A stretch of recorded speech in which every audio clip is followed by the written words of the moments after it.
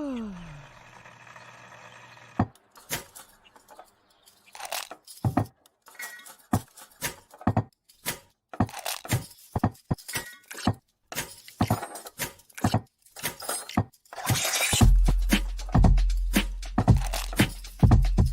morning. Good morning. Java Delight will uplift you. Stay tuned. The show is about to begin.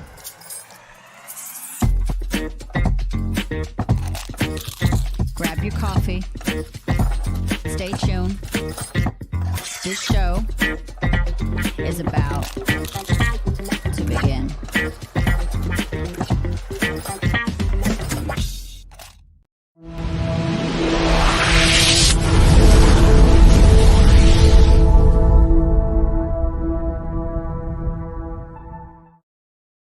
Good morning, ladies and gentlemen and children all over the world. We are grateful to be here with you guys today. I am Brandon Croucher, CEO of Delight Cafe.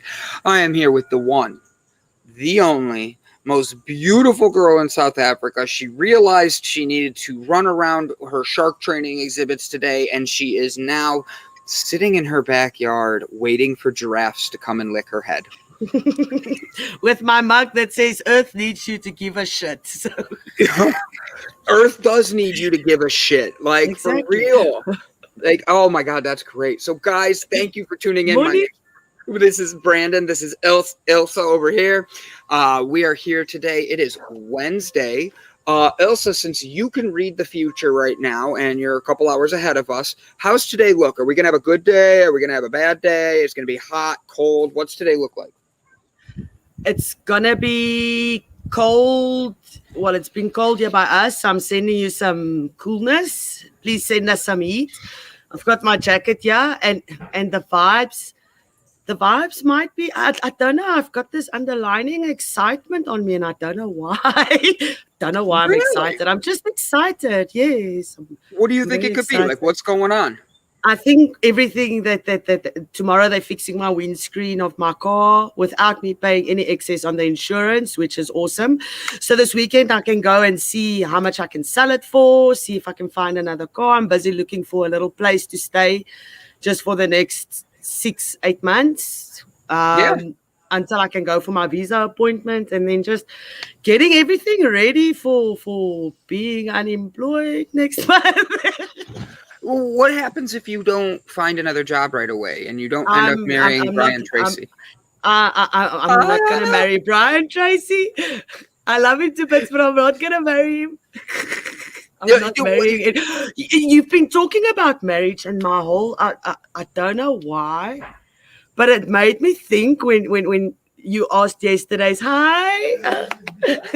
when you asked yesterday, will I ever get married again? And I actually thought about it. And I thought to myself, I won't. I'll have a ceremony, but it will not be legal because you'll stay with me because you want to stay with me, not because some piece of paper is forcing you. So I don't know. So piece of useless information. No, you're good. I have to say hello. Anna is so good to see you. She is she and I have a unique way of how we connected, and she has an amazing story, and she's been someone that I got to meet once in life, and I'm truly grateful. She is one of the most amazing people. She's like changing her world, and she's one of the first people that ever told me, Brandon, you're truly a special individual and you just don't see it yet. She seriously years ago said that to me, and we've been friends ever since. So I am grateful for people like her that have come in my life. So I saw her name and I had to say hi. Oh, stop it. I didn't do anything. She's in New York City right now and just doing amazing things. I've seen her posting on social media and she's changing. Like, she literally is an inspiration to me and she has no idea. I love when people follow their dreams and push hard and they find situations. And she not only pushed, she got through them, found the best at who she is. And like, I'm trying. Guess what? You're succeeding. Like, keep being you, because 100% you are. I love watching your story. You're one of the ones that come up all the time. And like, I watch it because you're an inspiration. So guys, Say hello to Anna this morning. She is Morning, one of my Anna. favorite weekends. She's the most beautiful girl in New York City, while I have Elsa, the most beautiful woman in South Africa right now. But yes, I'm so grateful you're here. Don't forget, everybody, give us a like, a comment, a share, whatever you can to show love and appreciation. Actually, listen, look at that. I know anyone can do anything if they believe in themselves, and that's what we're doing here. She saw me open up my heart without ever knowing her, and we bonded very, very quickly. And that's what the whole premise of this is. It's I want to be able to build a platform with people like Elsa over here, who can literally want to change the world for the better, because so many people are not able to break out of their comfort zones, and they stay in this negative spot, and they don't realize if you can do anything as long as they believe in themselves. 100%. Way to bring it. Wow. What a way to start the morning. I know, right? It just adds to my excitement about everything. So you're never going to get, so this is going to be my other wife. This is who I'm going to marry. When she tells me she's ready, I'm ready. Let's go, Anna. I'm here for you. I'm invited. You're my second wife for because in Africa we have, I'm just kidding. I did not know that. No, I'm kidding. Because I make the joke about you marrying Brian and Tracy. Like, I love it because, like, I know you, like, Brian really is one of the most amazing. She says, well, I picture her saying it too. Well, and don't lie. You know, you and I would be the most amazing couple because you are beautiful. I'm just a dork. It makes everybody laugh. That just works like. Oh, thanks, guys. And thanks, Brett, the most beautiful guy in CLE. I try. So we're here this morning. Elsa, do me a favor. She sticks her tongue. I think her boyfriend wouldn't like me making those jokes either. So, like, I should watch what I say. She's doing her thing, and I have fun. I flirt with you. I flirt with Brett. I flirt with myself sometimes when I look in the mirror. I flirt with myself the most. I do too. I woke up this morning. Here, watch this. I woke up this morning and I was looking at our one empty cup meditation. Have you tried it yet? I did. I did the blue tent one. It is amazing. I love it. I do too. It is so awesome. She says, never stop being your authentic self. Thank you, hon. You are amazing. Thank you. Cheers. You don't change either. But, like, I was doing it this morning, and I was doing a recap of the blue tent meditation that they have. Like, oh, look what she just said. And she's like, first time checking in. If you can't love yourself, how can you love anyone else? Elsa, how often do we say that? Every day. 100%. Oh, she is right with us. Keep changing.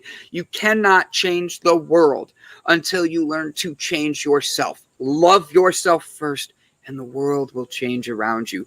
The minute I started loving myself, she came through and told me how amazing I was, and then I got into a depressive state and mean to myself. And you know what? That's a wrong thing to do, and we don't realize the people around us who are completely, like, I got that from RuPaul. Do you want to know something funny? I have met RuPaul, and I have met 4 of the 7 winners of RuPaul's Drag Race, and I have pictures of them all holding the light box, my CBD. Oh, wow. Do you know who RuPaul is, Elsa? I have heard it's how do I say that without offending anybody? A drag queen. Yes. Okay. So can I say that? I didn't know a drag queen. If somebody will get upset with me, I don't want to say, but I love everybody. So I'm just like. You are 100% okay. Don't worry. Like, that is a word that is not, that's exactly what they want to be called. That's exactly what they would like to be called. Like, so, and if they don't, we're going to learn, and we're going to correct ourselves and grow, because we're not offending. We're not trying to offend anyone.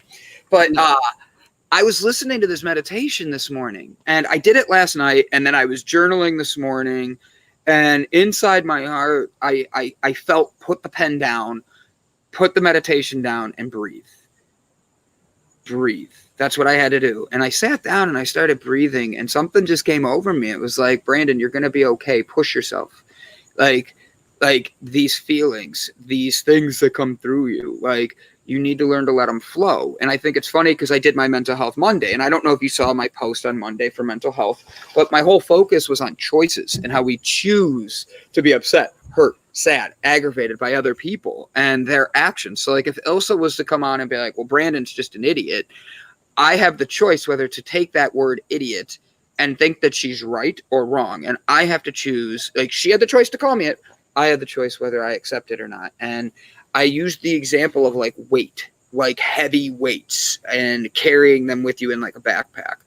And truth be told, I didn't want to do that. I don't want to carry that weight anymore. So if she was to call me an idiot, I'm going to set it down right where she said it and just walk away, because the truth is my energy needs to be kept preserved, just like yours, just like Anna's, just like Brett's, just like Ilsa's. And guess what? Like the way we change the world is realizing how to love ourselves. And that came through me this morning, and I have therapy after this today. I haven't had my hypnotherapy in 2 weeks, so I'm so excited to dive into my therapy today because it's just so different. How has it changed since you started doing that? And what do? They hypnotize you, or how does it work? So, Mike Herzog says, "How you doing?" No, he actually says, "Good afternoon." Hi, Mike. I love it. Something we learned from Deadpool. We have Deadpool going on Thursday. So guys, don't miss our 6:00 show with Brett from Businesses Are People Too. We're going to be doing Deadpool. So I'm super excited for that. But the other thing we're doing is tonight, I actually have a 6 p.m. live show. I might be having to move inside. All of a sudden it got really dark and gray over here. But like I have a show tonight. Brett, I'm going to let you take care of clicking the buttons. I'll stop touching shit. I'm sorry. I keep clicking things and you're clicking it's like, if he was closer, he would slap your hand. Right? He'd be like, leave it, Brandon. Bad Brandon. But like, I have a show tonight, and tonight's a very, very, very heavy episode that I would really like if everybody could share, join, and conversate with us. We're talking to a mom about mothers against drunk driving. Her daughter was killed in a hard car accident. And the truth be told, she has literally this mom quit her job. She jumped on the road, and they take the car with her everywhere. So this is going to be a very emotional conversation, but it's going to be one about drinking and driving, mothers against drunk driving, and honestly is a conversation that, sorry, the coffee made me burp, conversation that all of us should hear and understand the severity of, because there's a lot of pain in this world. There's a lot of suffering in this world, but the truth is we can all get through it together. And she is someone that's putting her pain and putting a positive on it. So don't miss out on tonight. It's going to storm soon, B. Well, guess what, Mike? You guys all might get to see me in a storm. Oh my gosh. Is that thunder?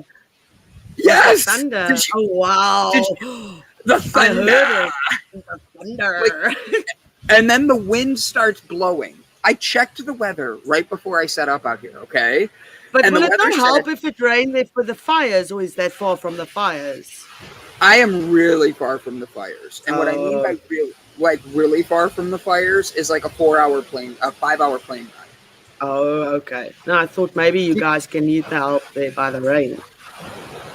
Elsa, I am not even kidding. Do you hear this?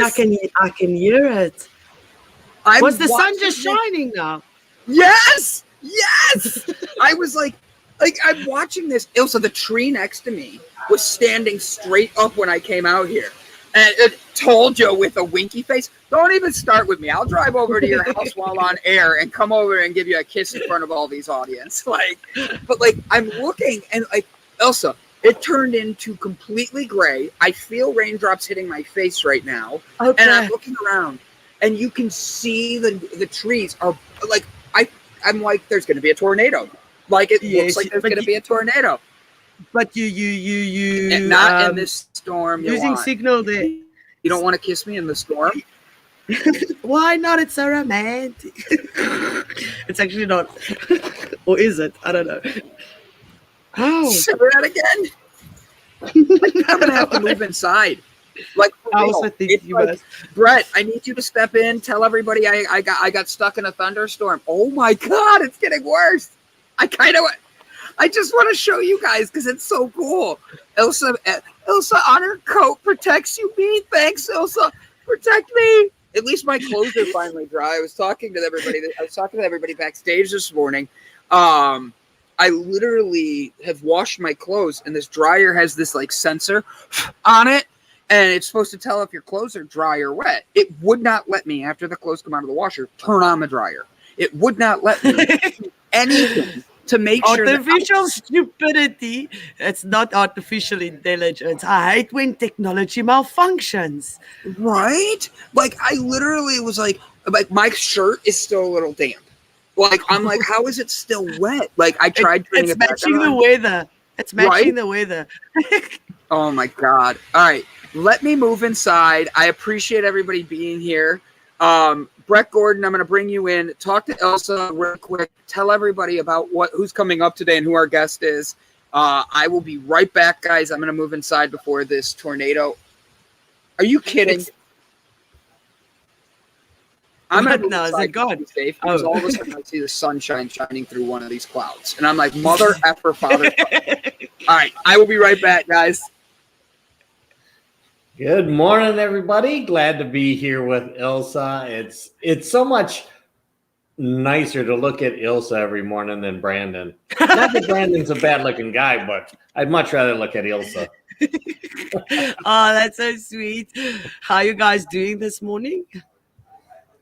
Good morning, Mandy. Good morning, Jane. Glad to see you join, and always happy to have you there. Brandon is pushing the storm away, or so he's trying to, but it looks like he's given up and he's out of the picture now. So anyhow, yeah, Brandon was saying, we've got a guest coming on in about 40 minutes. Toby Pasman, and Toby's a neurophysiology researcher and founder of the Roscoe Wetsuit Neuro, an applied neuroscience company offering premium brain health coaching to clients globally and targeting neuromodulation services to clients interested in peak cognitive performance in the Miami-Fort Lauderdale area. And that's just part of it. So it's going to be interesting because I want to know what some of these terms mean. And me too, don't worry. I think, it's going to be great talking to him and learning more about what these terms are, how they apply to us, how they can apply to us, how this neuromodulation technologies work. He uses something called QEEG and EEG, which I have an idea about, but I'm just going to say it's the QEEG and the EEG. And speaking of the EEG, there he is. You didn't move. You're exactly where you were. That's because this comment came in. I had to make sure I checked her. Be like, Bessie, what's up? You want to fight? Just sing Raindrops Keep Falling on My Head. Raindrops keep falling that's a little before a lot of people's time here. That doesn't mean that I am really gonna be dead. I don't know if that's the right words or not. I cannot make lyrics up on the spot. I am so bad with anything that I have to do. Good morning, everybody. I want you to sing that song, Brandon, and dance like you're dancing. Nobody's in the rain. watching. Deal. Singing in the rain and dancing like Gene Kelly.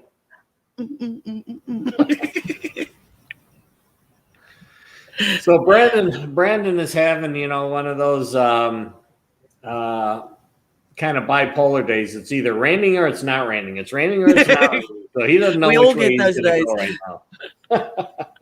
We all have those days. Yes, we do. Days.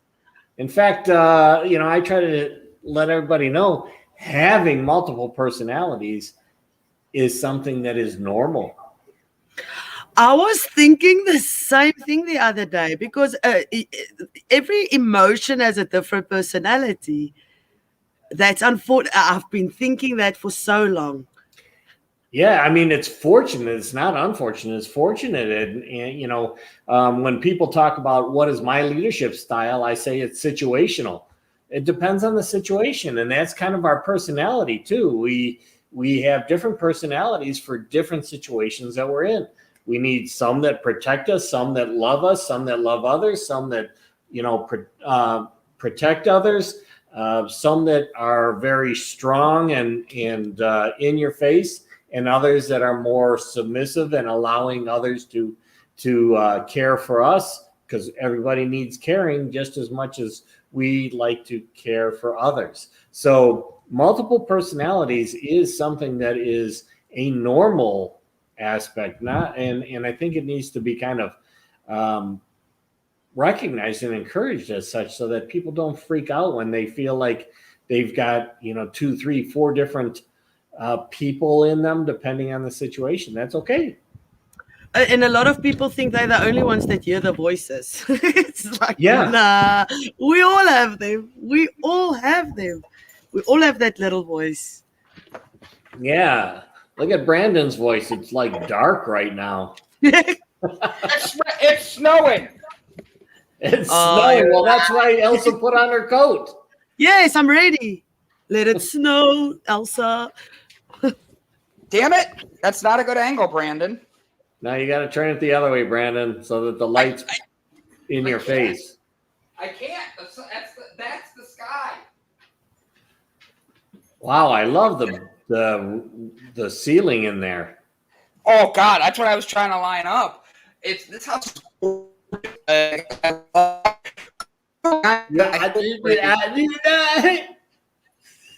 He's singing a rap song. You're breaking up there, Mr. B.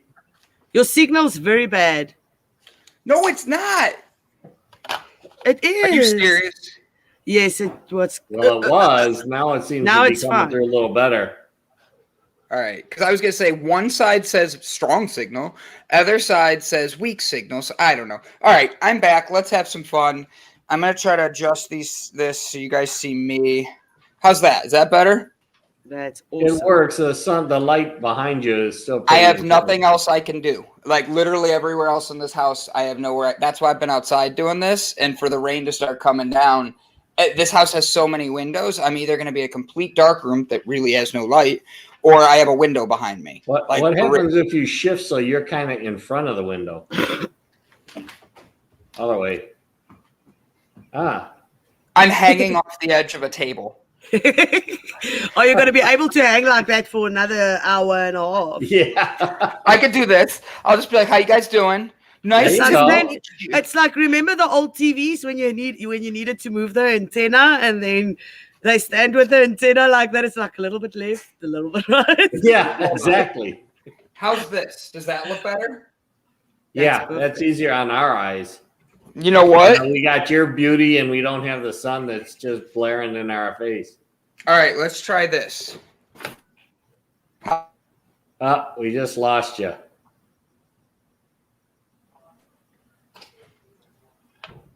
He's back. He's back. He's back digitized. What are your plans for today, Brett? My plans for today are actually to take a nap after the show. For some reason, last night I didn't get but 2 hours of sleep. I woke up at 3 o'clock this morning. I don't know why. Oh, really? Yes, 3 o'clock on the dot. How come? Is that normal for you? No, sometimes it's 4:30, sometimes it's 2:30. It's just... No, and you're a morning person. It will carry on for about a week and a half, and then it will leave me so that I can sleep until my alarm goes off, but then I can't fall asleep again. Yeah, so it rotates. It all depends. That's why I also like naps. Yeah, I've learned, even when I was in corporate as a senior director of a department, I used to close my door and take a power nap. My boss does the same. Yeah, in order to avoid having to drink a bunch of coffee and stuff, especially when I quit doing the caffeine. The power naps were the things that kept me going. I love myself a power nap. But there was a stage where I couldn't nap during the day because then I can't sleep at night because I'm too scared I miss something. So I'm hyperactive. So I only sleep the amount of hours that is really, really necessary. Nighttime to me is the exciting part of the day. Daytime, when the sun comes out, I don't know what it is, but when the sun like hits my third eye and my two eyes, it like really drains me, and I tend to sleep much better when it's light out than when it's dark out. Dark time to me is the fun time of the day. That's weird. I don't know. I like all times of the day. That's why I don't want to sleep. I'm so scared that I miss out on something. When I was a little kid, my parents, sometimes they would have friends come over and they'd play cards and stuff like that. And I would never go to sleep because I was afraid that I was going to miss something. And that's I'm so glad I'm not alone. I'm so glad I'm not the only one that thought things like that. There we go. I think the internet should be better. I think everything, and it is. I just got in, and guys, if I waited 3 more minutes and toughed it out, I can't even describe. Your internet's not too good. I'm literally sitting on the wireless router. Literally, I could spit and I'd hit it right now. This house has horrible internet. Like, I think it's the weather as well now. Yeah, that could be part of it too. Like, I can't help that. I've already reset the internet twice. I've cleared everything. Like, this house I've not had good internet the entire time I'm here. Have you run speedtest.net on it? Yeah, but they have AT&T, so it's like I'm lucky if I get like 50 gigabytes compared to my usual 400. So like, yeah, they have an old school one. They have old internet. All right, so let's focus on the show. I'm sorry about that, and I'm going to do what I can with the internet and the angles I have. That's why I came early, and I didn't. I even checked the weather this morning. I was on the weather, like, all right, it's cloudy, but like the highest chance of rain for where I was like 30%. I'll tell you right now, I'm glad that Mike Herzog came along and said you're going to get wet because guess what?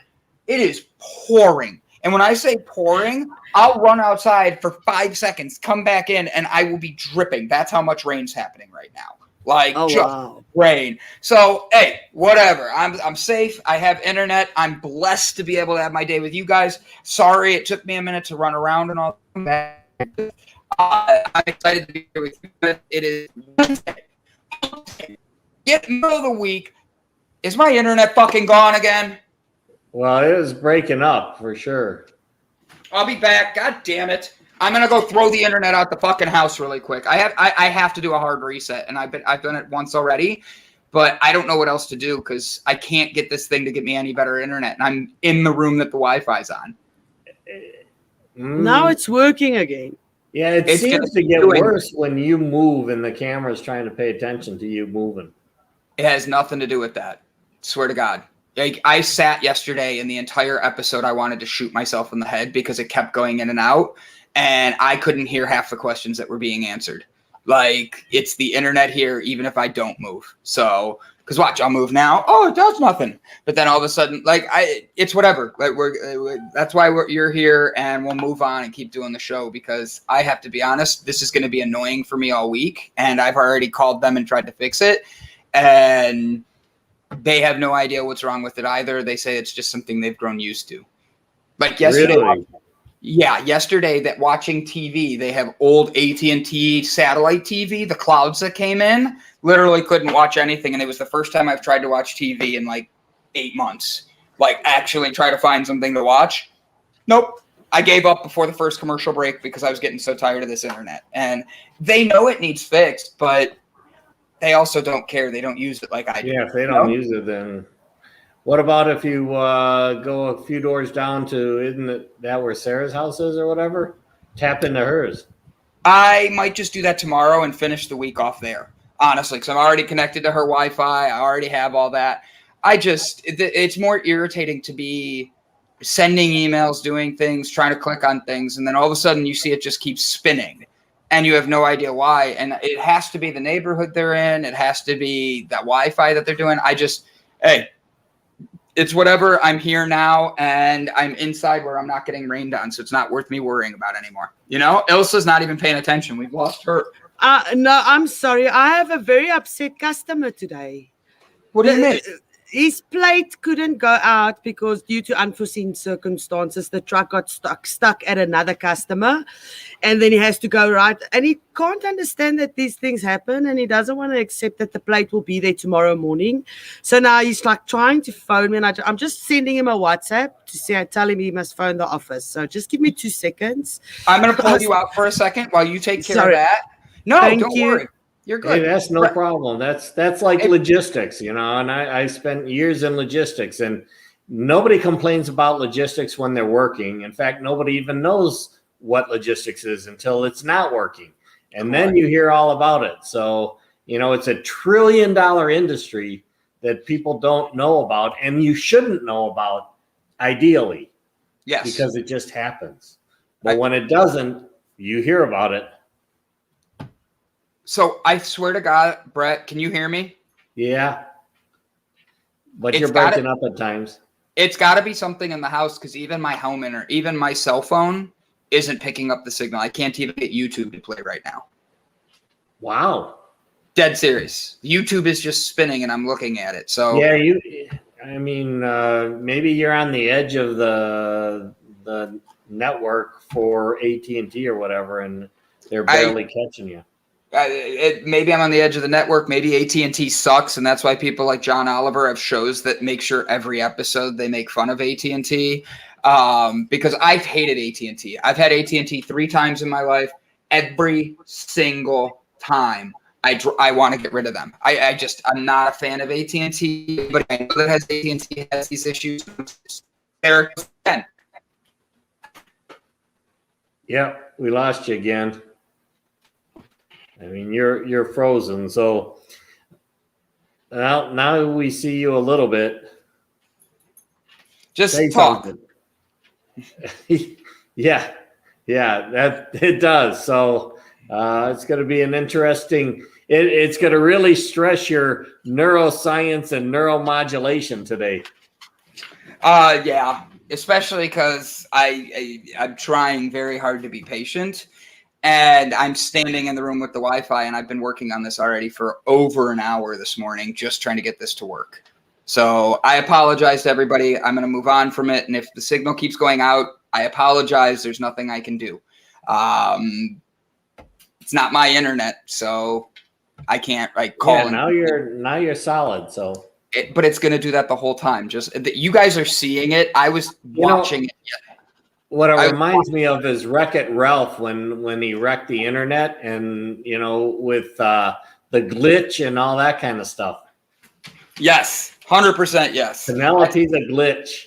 You're Brandon the glitch now. I just want to know why. I have a Verizon cell phone, and Verizon's not even giving me anything for my internet on my phone. Otherwise, I would just use the hotspot and put it on. I've done that before. No signal in this house. It's literally this area. I don't know what it is. It just seems to hate me. But that is not the point of this show. That is not the point of any of this. Glitches happen. Bitches happen. So at the end of the day, I'm not going to be a glitch bitch. Whoop! Yeah, that's right. I came up with that. Remember, it was if Penelope, once she learned how to use her glitch, it became her superpower. Yep, 100%. Betsy, where are you at now? Where are you at now? Little rain never hurt anyone. I don't see you out there in the rain jumping around. All right. But no, I'm grateful to be here. I'm grateful that I get the chance to be with you guys. I wish there was a way I could understand this internet and all that. But at the end of the day, I can't complain. I've got a busy day ahead of me. I got an email that I've been going back and forth with. Delight got into a retirement community that's completely done online. You and I agree on that, but it's not my house, so I'm not spending money on somebody else's stuff. But thank you. It's a complete digital platform for seniors or baby boomers, and be able to help them understand the tech side of things while being able to know what products are actually being checked out, reserved. I saw the internet just go out again. You're okay. You're okay. You're okay. I just don't know what to do. Because yesterday, YouTube completely lost every single one of our episodes. Everything. We had 0 on our YouTube yesterday, and then all of a sudden this morning, it's all back. Maybe they blew out a server and had to switch over to another server. Maybe. Either way, it's just been a very unique last 24 hours, and yeah. But Hey. yo. It's interesting that you're talking about that. I don't know if anybody else is out there that follows Mike Lindell, and he's the guy with My Pillow, and he's the one who's really been pushing hard about the voter fraud and things like that, and the systems being subverted. But it's all about this kind of technology, right? It's all about what technology can and cannot do for you and what you do and do not know about it. So it's just one of those things. I don't know that I follow all of his logic and what they're talking about, but having been a director of IT, I understand these challenges. And it's Can I even in a question? world that's as connected as we are, I will tell you that Europe has got a better internet service than the United States. But people in the United States think we got the best shit around. We do not. No. We do not. We're not even close to the best shit around. So hold on. If I'm going to do this, we're going to go into this. I'm going to make sure I do a little Brandon. All right. So let's just make sure we understand. First off, the United States was the first country in history to ever use cyber attack or cyber hacking to be able to hack another country's system. Now we don't have the security to turn off a bitch. See, they're trying to lock me out. I saw the internet drop. But like now we're looking at what we have and we're looking at what we're going through, and you cannot tell me that it's the same in any way. You could not, like, our internet is slower. I've been to Mexico and hotels in Mexico, which you would think would have worse internet, and they have better internet than we have here. And the United States is way far behind. Our tech boom was a big boom for money, but not for cybersecurity or cyber protection. I look at what other countries are doing, such as Europe, and I would even say China, and I hate to admit that, but they're so far ahead on technology and the safety of it that the United States is fall behind. We are not the best country in the world anymore, and I love my country. I love my country. I am grateful for the people who are served for our country and keep me free. But at the end of the day, I still say they're selling away. These tech companies are selling my information away, selling my data away, every I like, every scan I do. Yet we have no security to protect ourselves. How can I feel like I'm living in a safe country that's the best country if we have none of that? You know, we have no actual security on the areas that most of us spend all of our time on. And that's what scares me in the future. That's what makes me nervous. Like whether you're buying pillows or not, you know? Well, and that's the key is that, people are like, well, so our tech is not so good. Well, the tech also controls our grid, our electric grid, our water supply, everything. And if you can't secure that, that is not problematic. That is deadly. And it's the one thing also that's a challenge in today's world is a little bit different than that. And that is, you can believe in the bots that are out there selling their ideas. And those bots are oftentimes, like you're talking about, from a security perspective, those bots were created by Russia, by China, simple Iran. They're very simple and easy ways to divide our country. And it's working very well and very cheaply from their perspective, the other country's perspective. So, but also recognize that we do the same shit to them. We do. I'm not going to disagree with you on that. We really do. But at the same point, I will have to say, we don't have the protection they do. That's why you're seeing like 14-year-old. We don't lock down our stuff as much as they do. Absolutely.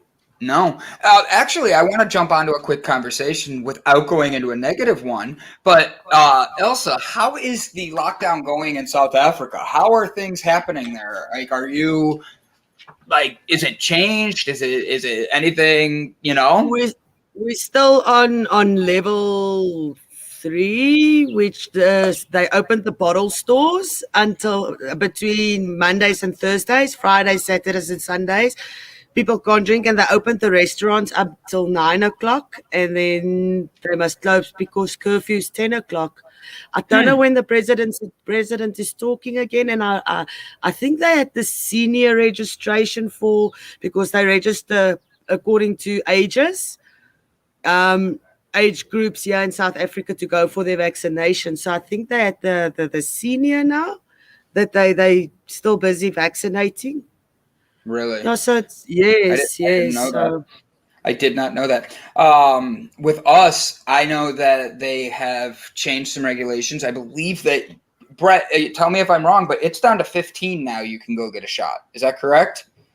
15 and older? I think that's what they're pushing. In fact, they were just pushing 5 and over. I saw they were trying to get it to that. And, the FDA full approval of the vaccine, so then they can force the military to take it, because right now the military I saw a video where I saw a video where your president, and I don't know how true it is, where your president said that he's already telling the military that they have to go for the vaccination.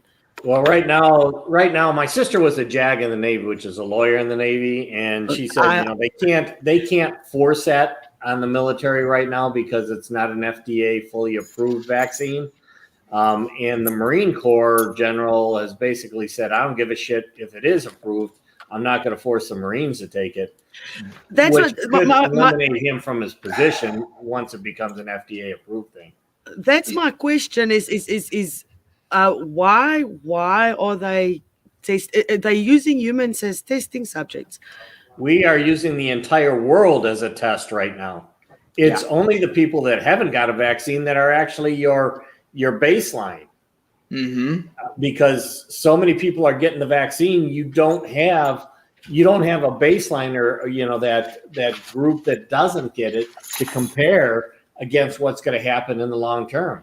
In fact, even in the short term, what you're finding now is you got all these breakthrough variants and stuff, and that's why they're pushing the boosters and they're doing all this kind of stuff now and scaring the shit out of people. And like I was talking with Brandon before the show, the biggest challenge that we have today is when people don't have certainty in their life.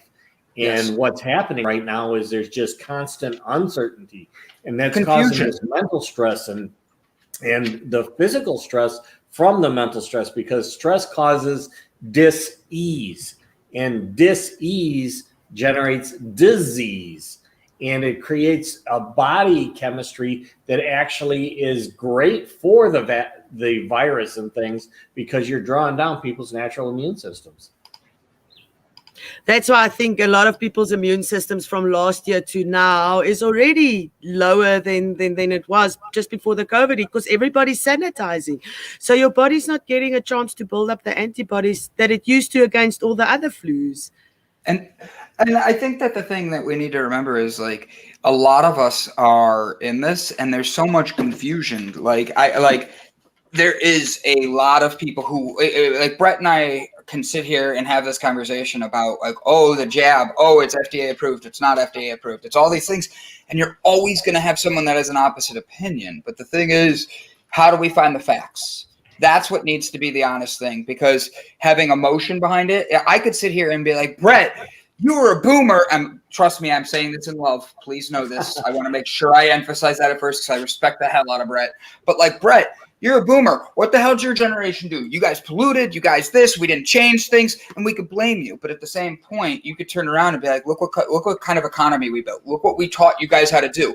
We were learning on the fly just like you guys are. Now let's make this better. And that's what we need to look at, because comparing a boomer to a millennial, comparing a shot that people are saying is FDA approved to not FDA approved, and not being completely understanding of what's going on, we need to remember everybody's individual.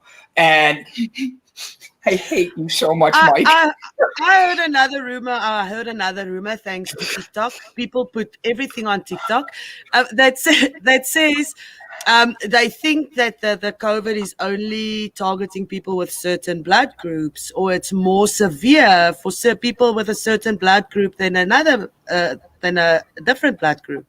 I did not know that. And I've seen that where they were saying like people with A blood type you're more susceptible to it. I'm an A group. I'm also a guy who's overweight. I'm a guy who's under stress, and I've not got it. And I rarely, I mean, if I don't have to use a mask, I don't use a mask. The mask I use, I put holes in so I can breathe better. So true. Those are the types of things that, you know, I've been to super spreader events, and maybe I got it, maybe I didn't, but my body can handle, and everybody's body can handle it most of the time. But when you spend 18 months basically destroying people's immune system, what do you expect to happen? Exactly. That's exactly what I'm thinking. Yeah. So I guess my question would be, and since Brett's with us the whole time, thank you for being here to help me, Brett, while I had to move inside. It's still raining outside, and what you can't see is, oh my gosh, hello. I have 2 dogs literally glued to my side because of the thunderstorm. Thunder. Yeah. Guess what? I'm going to put a little bit of CBD in their water, and they will calm down naturally, and they'll be asleep at my feet. And right now that I have, oh my God, you ready for a face of all faces? Ready? Watch this. Oh, oh, that's so cute. He is just, oh, that dog, this dog is one of the nicest, loving, effing dogs I've ever been around. And he loves to play. He loves to cuddle. He's building my energy up for me. So fucking internet! I'm so grateful that I have. That is like a little one. That's like a little. We didn't see any glitch that time. I watched the Brandon glitch. It had nothing to do with the internet. But like, no, we have a lot of good things coming, and this dog has been a lot of help to me because I love dogs, and this dog is just a fucking love and a half. And yeah, I use the F word again, but that's because the first one was the internet. Imagine Dragons. Right, I blame the internet. Mandy Atterbury had a comment back here. I wanted to make sure I brought it in really quick because I want to spread some good vibes. So, guys, she says she can't seem to get out of a funky mood. Jane, I love you. You jumped right on it. You're like, I'm sorry to hear that. I had a bad day yesterday. I've been talking to a bunch of people, and it seems like the energy has been off lately. Brett and I have been talking, and like this week, I've been working a ton, but I right here, I feel like there's anger, and I don't know why. And I'm like trying, I've meditated, I've exercised, I'm eating right. I've called Ilsa and been like, girl, tell me something African to get this out of me. Like I want to get rid of that. So please, no, I 100% am with you, Mandy Atterbury. I know that feeling, but guess what? There's people right here, right now, all inside our cafe joining us, trying to find their delight, trying to find their positivity, and try to find their go for the day. So guess what? Let's spread that together. Let's find that in each other. Let's be grateful for what we have, shitty internet and all, and be able to turn around and say yes. Elsa, look out for the giraffe behind you. Yes. But like I 100%. High five. Lick. Imagine dragons. Imagine giraffes. Imagine dragons. Thunder or Travers. Boom, boom. Go out the lightning. If the lights go out, guys, and the internet goes out, I'm gonna just stand here like naked and just be like, "Can you see me now?" We'll see if you can see me. Yeah, can you see me now? It may not be anger, Brandon. It could be stored grief over the loss of your dog, or even the loss of my cousin. Yes. On Monday, so my cousin's funeral is coming up, and the thing that broke my heart the most is the camp that she went to. Instead of sending flowers, instead of sending anything, thank you, or telling us how much we loved her, they actually want you to just donate to this nonprofit for other kids. And it's called Camp. Still changing the world. She is. And she was one of these individuals that if you would have met her, you would have hated her at first because she was such a little bitch, but she had such great, like, she just loved everybody. And her way of picking on you is she didn't know anything better than to just make jokes. And I loved her for that. So, yeah, you're 100% right for my dog and then my cousin. It's just, and there's just that natural energy that's been going around. So like Mandy Atterbury said, she's been feeling down. Brett and I've talked. It's this feeling of things that we're carrying around with us. And I can't explain it other than you feel it and you don't like it. And for each other, we're all just trying to keep pushing through. And that's why we're here, is to build that community together. The other thing that's big is changing our mindset. Wouldn't you say, Brett? Yeah, absolutely. And like I say, because of this uncertainty that's so prevalent around us now, more than ever before, those things that used to kind of just annoy us are now being more impactful. And that's where you run into the problems with, the general public. And then remember, everybody's energy feeds off of energy around them as well. Correct. So when those kinds of energies are all out there and are prevalent, it becomes very challenging. And those people that are more of the empaths, they're feeling it even more so, because they go out in a crowd and this energy that's out there is totally off of what it was 2 years ago, before all this it's very everything was starting to spread this pending disaster. Exactly. Since the new moon cycle on Sunday this week.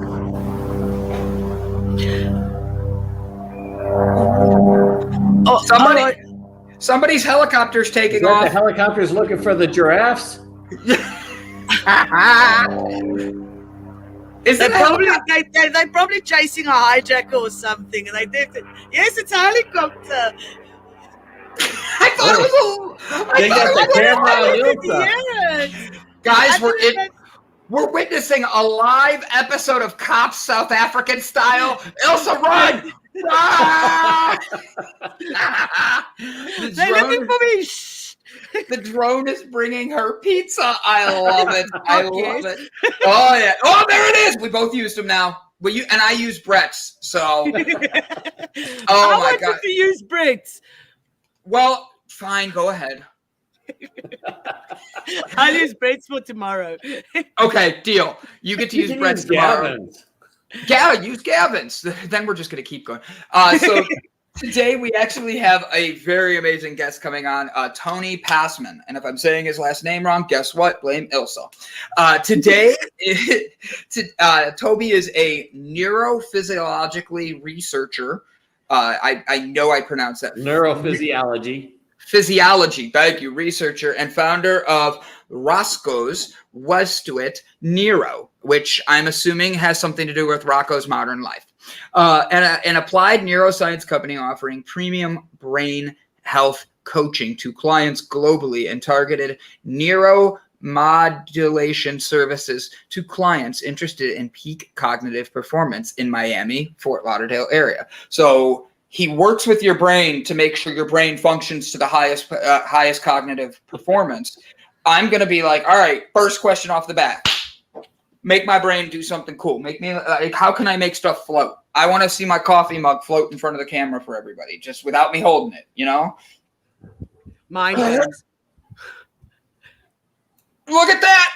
I can see it. So he's been using a variety of neuromodulation technologies, including if you know what this is, please tell me, because it's going to be one of my questions, a QEEG brain mapping, or the EEG neurofeedback. I feel like he's going to rap for us. He's a QEEG brain mapping, EEG neurofeedback, yeah, and transcendental brain stimulation to work with enhancing cognition for peak performance, along with testing substance abuse and mental health conditions clinically.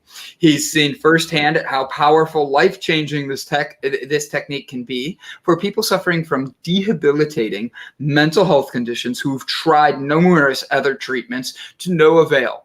Neuromodulation is safe, non-invasive, and free from many of the side effects caused by pharmaceutical treatments. So many of the side effects, meaning you still might end up becoming a superhero. He also runs an applied neuroscience psychology biohacking show called Roscoe's Wetsuit Neuro podcast. Wetsuit. Is it Wetsuit? Wetsuit. Well, how do you spell suit? The same way that you spell wetsuit. Well, like I'm reading it going, is it Wetsuit or Wetsuit? I will find out in a few, won't we? In which he interviews clinicians, researchers, and neuroscientists in engaging, unfiltered manners. He's had a pleasure of interviewing Bulletproof founder. Do you guys know what Bulletproof is? Yeah, the Bulletproof Coffee stuff. Correct. Do you know what Bulletproof is, Elsa? I have no idea. It's a coffee company that is for veterans, and it's about health and wellness and all that. Is it veterans? I'm not sure if it is or not. I said that. I'm not sure it's tied to veterans, but it's tied to, having different things that help your brain. Right. He's also worked with renowned anti-aging physician, Dr. Frank Schallenberger, among many other fantastic guests. So he's going to be a great guest, guys. If you have any questions about your brain and what you're looking for, I see a whole bunch of kind of. If you have any EEG, electrogram, I think. My daughter had echogram. Echogram. Guys, I'm dyslexic. I need other people to read. Yeah. Yes, my daughter had neurofeedback when she was younger. So here's the thing. Have questions ready, guys. Do not hesitate. He is here. Toby is here today. He is not Toby McGuire. He is Toby Mac, the famous Christian rapper. And he's here to work with us today and learn about QEEGs and what an EEG is. And Mandy Atterbury, if you're right, I'm going to mail Brett Gordon to you and give you a gift. I think that if I'm not mistaken, when I was watching Ghostbusters, didn't they have a QEEG QEEG and an EEG meter that they used to go around and find all the ghosts? That's how they found Slimer. They were like, beep, beep, yeah, beep, beep, beep, beep.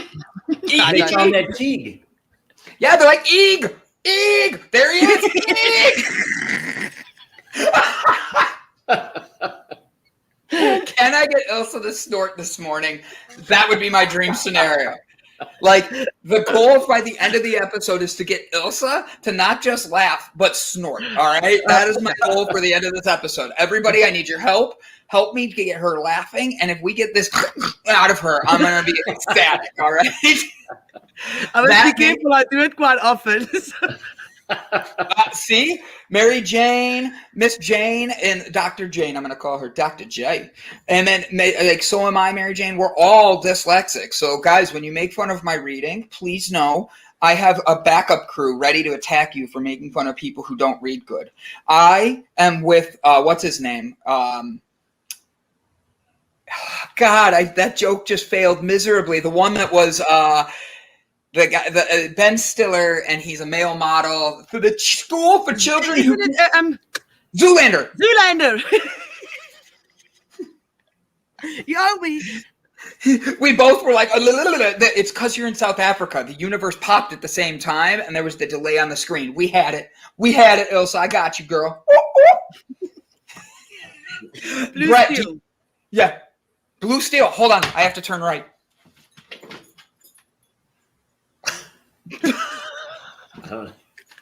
Brett has no idea what we're talking about, and that makes this even more fun. Have you never seen Zoolander? I also haven't watched the movie. I've watched snippets, so I remember that piece, but I've never sat and watched the whole movie. It's not one of my favorites, and I don't sit through movies I don't like because time's precious. I like to watch things that I like. So if it doesn't resonate with me in the first 10 minutes, I either fall asleep or I switch it off or move on swiftly to something else. Like, I laugh at that because of the fact that, like, he died of it was a freak gasoline firefight. You can't help that these things happen to male models. Sorry, Brett's sitting here. Deuce Bigelow. Yes, that's another great one. That one I know. That's how I got one of my nicknames. Deuce Bigelow, male gigolo. Brandon Croucher, BC, male G. Brandon Croucher, male gigolo. That's right. I have so much fun with you guys. What a great way to start the morning. Even with the glitches of the internet, the rain that decided it's going to just start thundering and pouring. It's still raining now. I had no chance of rain, and now it's like pouring still. But guys, what a great way to start the morning. Brett Gordon, thank you for being the amazing guy that you are, because you've been nothing but helpful jumping in here. Mandy Atterbury, we're sending you love, good vibes. Jay Bird, you're just one sexy ass mother father. And Jane, you too. Thank you guys. Everybody who's not making comments, please know we're grateful for you guys. What a great way to start our day. We are going to be interviewing Mr. Toby Pasman in a few minutes. So remember, if you have any questions about neuroscience and how to maximize your brain, please do us a favor, get your comments in now. We'll be back in less than a minute. All right, guys, thanks for tuning in. Where's my word from my sponsor? There it is. Hi, my name is Brandon, and over the past year, the Delight Cafe team and I traveled across the U.S. researching this rapidly growing industry of CBD products. What we have found throughout the industry were products that were inconsistent in dosage and used ingredients that weren't even lab tested.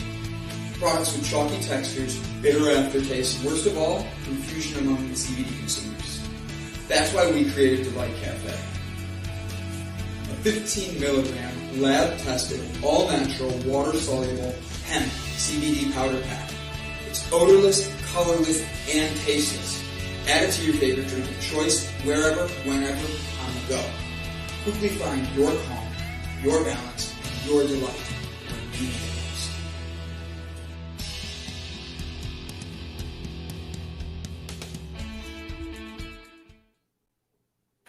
And we're back. Guys, I am honored. I get to be here, learn about my brain, get the best out of my brain with neuroscientist and genius, Mr. Toby. Toby, say your last name so I don't say it wrong and embarrass myself in front of you. Pasman. It's Pasman. Perfect. All right. I have many questions. We were talking first off, right off the bat. What is a QEEG and what is an EEG? Those were the first two questions people wanted to know because I had no idea. You got it, Brandon. So basically, an EEG is an electroencephalogram, which is a mouthful. That's why it's just EEG. What is a cephalogram? I don't even know what that is. What does it do? Yes. So it How does it records the electrical activity of the brain. It basically is a swim cap looking thing that goes over someone's head and then measures the electrical activity that emanates up from the brain to the surface of the scalp. So we're able to actually record real-time electrical activity of the brain with that device. And then a QEEG is a similar technology. It's just a computerized,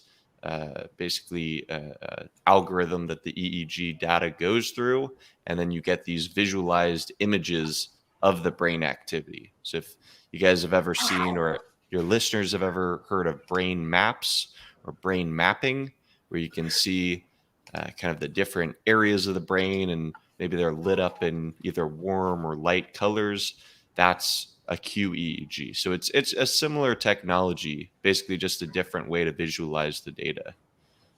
With that, why would I need that done? Like, what would make me, let's just say I fall down the stairs and I hit my head. Is that going to need me to get an EEG? Or is there reasons people would want to get this study done for mental health issues even? Yeah, so there's a lot of different areas that the EEG can be super helpful in. Anywhere, fields from psychiatry to neurology to just peak performance and wellness. So what you mentioned, as far as if you fell down the stairs and say hit your head, there's actually a very good indicator of a traumatic brain injury that we can see on an EEG, which is what's called waking delta activity. So delta is the slowest of the brain waves that's usually produced in very deep restorative sleep. So we shouldn't be seeing a lot of delta activity in a waking person's brain. Now, if we do see a spot that's kind of lit up with way too much delta activity in the literature, that's a very good indicator that there was a traumatic brain injury. So that's just one indication that kind of gives us, a direction in which to go or direction in which to think in terms of what might be going on with the person. But a QEEG or EEG can be super useful in the case of if people are having issues with sleep, anxiety, depression. It really helps us just kind of gauge what is going on with the brain. And, say you take an issue like anxiety or depression, it could show up in two different people's brains in two completely different ways. And therefore, the treatments might be completely different. But if you don't start with kind of the basic assessment, how do you know then how to treat it? Yeah. With that being said, Ilsa, do me a favor, raise your hand when you're ready, because this is like, I'm going to jump into this both feet and don't want to interrupt you. So just like raise your hand. I will shut up. Go ahead. Your question. Okay, I don't know if this is off the topic, but I know what neurology is, and I have never heard of neurophysiology. What's the difference between the two? That's a great question. Yeah, so neurology kind of being the field of doctors that deal with disorders related to the brain and nervous system and spinal cord, whereas neurophysiology is more so kind of referring to the research field of looking at kind of the electrical and chemical activity of the brain and kind of assessing how that then impacts a variety of different disorders and disease states.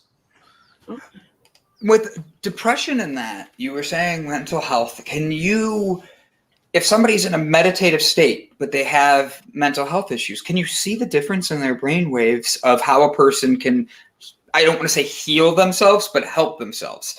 Like, do you know what I'm asking? Am I making that clear, or does that make it confusing? Somewhat. Could you elaborate a little bit further? Absolutely. So if I suffer from bipolar disorder, and I'm very open about that on air and all that, but for me, when I go meditate, if I don't get my morning meditation, I can feel a difference in my day. Can you actually track that with people, especially people like me who are bouncy and all over the place and have the ADHD stuff? When we meditate, are you able to see the neurotransmitters being different and how it actually benefits them, like someone like me with a mental health issue? Absolutely. So we're not able to assess the neurotransmitters yet, but what we are able to do is assess the electrical activity of the brain. Thank you. Yes. So the brain both runs on electricals along with chemicals. With the chemicals, it's really hard to measure because we would have to give you a good old spinal tap, which might not be too fun, and measure the neurochemicals in your cerebrospinal fluid to be able to get the best gauge of kind of what's going on in the brain. Therefore, that's why we do an EEG, because it's a lot easier and less invasive to measure that electrical activity. But in terms of meditation, absolutely, there are significant changes that are taking place in the electrical activity of the brain. So when you get into, say, if you just closed your eyes right now and kind of dropped into a light meditative state, you're going to start producing more alpha brainwaves. Beta brainwaves are kind of the normal day-to-day kind of alert, focused. You have your morning cup of coffee, you're ready to go. You're in a high kind of beta brainwave state. But once you kind of close your eyes, you relax a little bit, your brain sinks a little bit slower into alpha, which is more of a kind of relaxation, kind of an idling rhythm of the brain. But people who have meditated for a long time can sink even lower into a theta brainwave state, which is really sort of the bridge between the conscious and unconscious mind, kind of a sleepy, hypnagogic sort of state that can produce a lot of really cool experiences. So absolutely, we can measure this stuff on an EEG. And meditation has been shown in the research to be super effective. Various forms of meditation, super effective for a variety of different mental disorders, including I've seen a lot of good research on bipolar. Okay, so on your website, you say you've got different techniques that help the people with what you guys are doing with the anxiety. How exactly does it work? What kind of techniques do you have for people that don't want to drink medication for that? Absolutely. So some of the neuromodulation techniques, basically when we're able to see with the EEG what's going on, the electrical activity of a person's brain, we can then influence that electrical activity with some different technologies. So one of those being neurofeedback, another being neurostimulation. So you use the example of someone with anxiety. That person, oftentimes people with anxiety will show up with a lot too much beta activity, particularly in the frontal areas, the frontal lobes of their brain. So a common protocol might be, say if we're doing neurostimulation, maybe we have 2 electrodes on each part of the forehead, each side of the forehead, and maybe we're stimulating a slower brainwave. If we stimulate a slower brainwave, then your brain naturally will start entraining to that slower brainwave, stop producing all of those excessive beta waves that are often very much overproduced in the cases of anxiety. Technology like neurofeedback can kind of go about the same problem in a slightly different manner, basically where you're kind of playing this sort of computer game with your mind. So you might be watching, so you basically have an EEG cap on. So we're measuring the electrical activity of the brain. And then say you're watching a video and your brain is basically controlling the size of the video.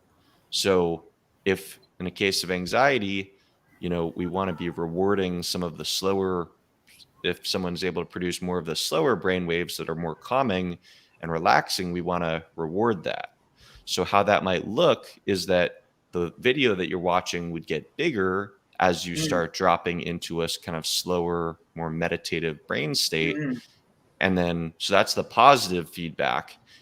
The negative feedback is when you start getting all into your head and thinking those anxious thoughts and having a racing mind again, your brain kind of starts producing more of those beta brain waves, and you'd actually see the video get smaller.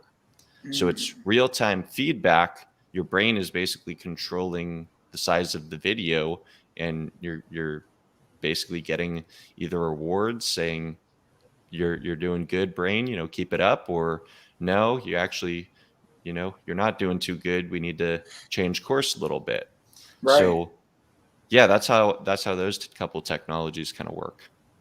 How do you sorry, Brandon, how do you stimulate the brainwave though?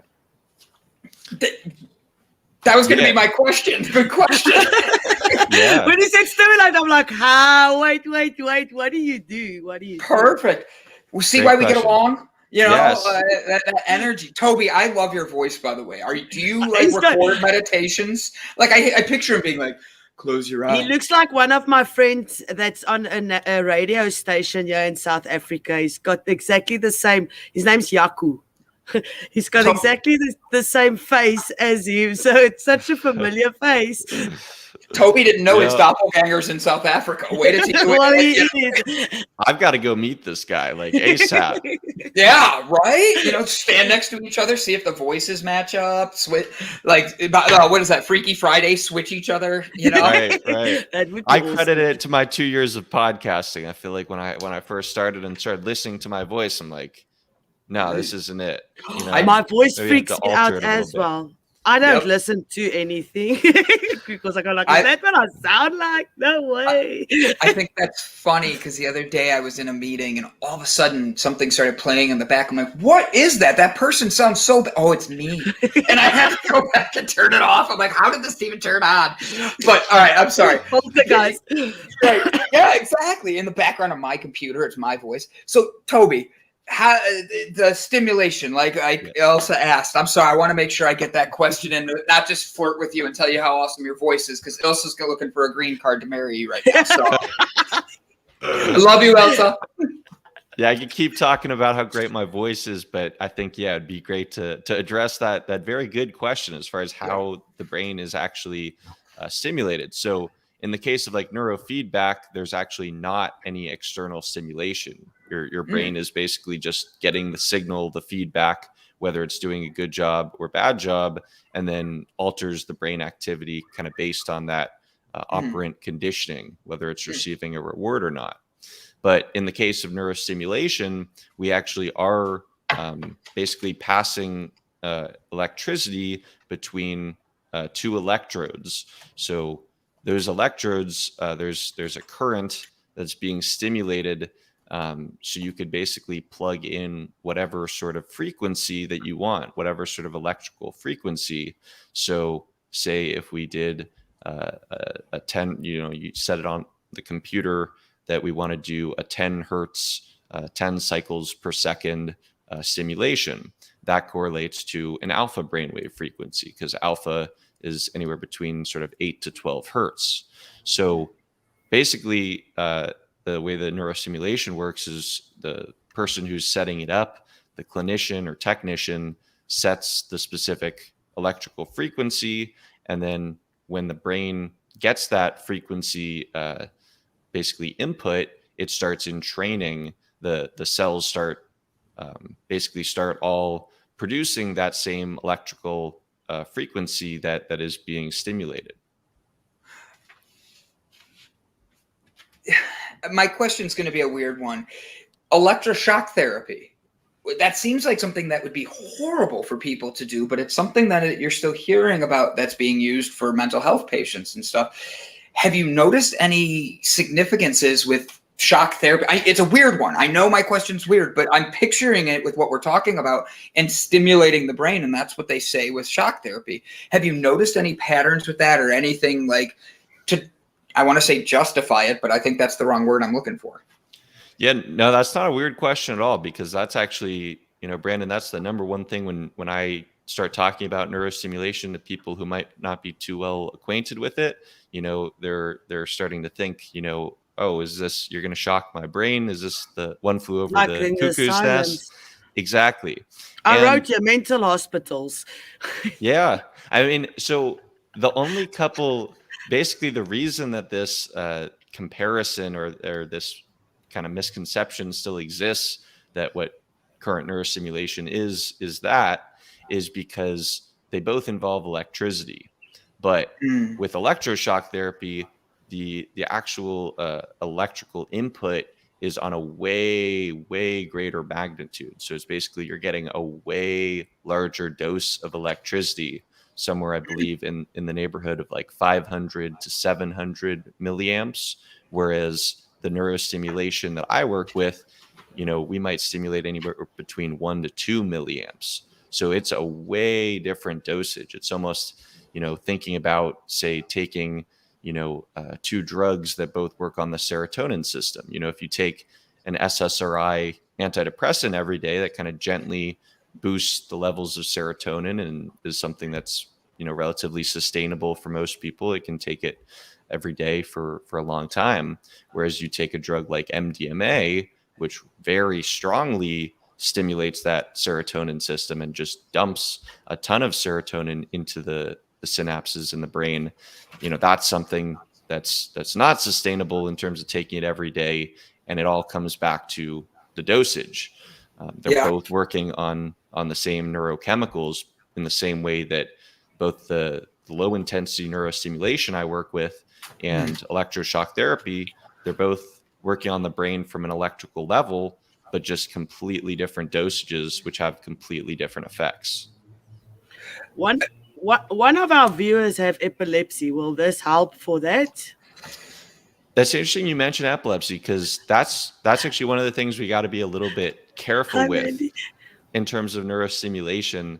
That's actually one of the contraindications potentially. If someone does have epilepsy, we got to be careful to make sure not to stimulate some of the slower brain waves, which could actually induce an epileptic seizure in someone predisposed to that.